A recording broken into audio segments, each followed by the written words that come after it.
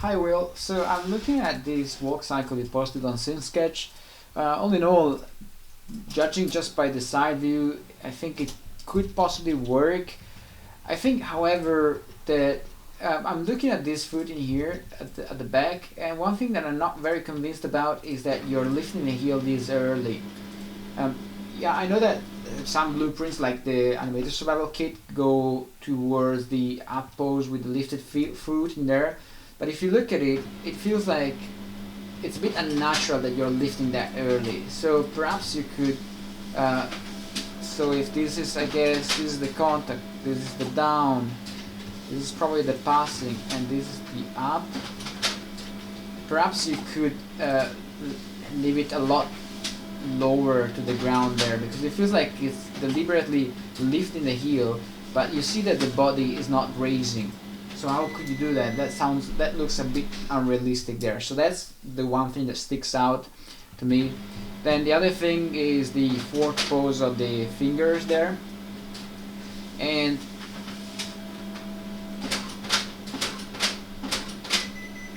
then let me check if there's anything else which looks strange.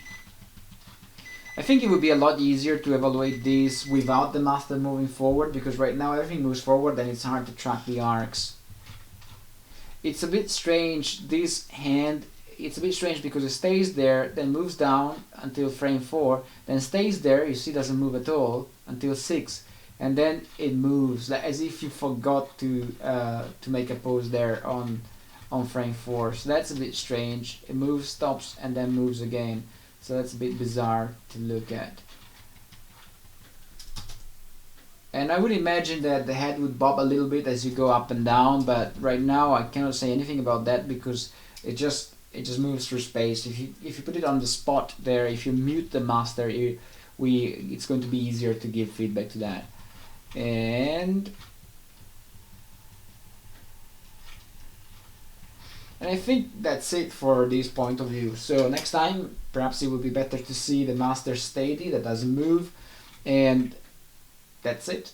So, and then next time round, you can mirror, let's see it with the master steady, and then based on that, we decide whether it's time for us to mirror the poses.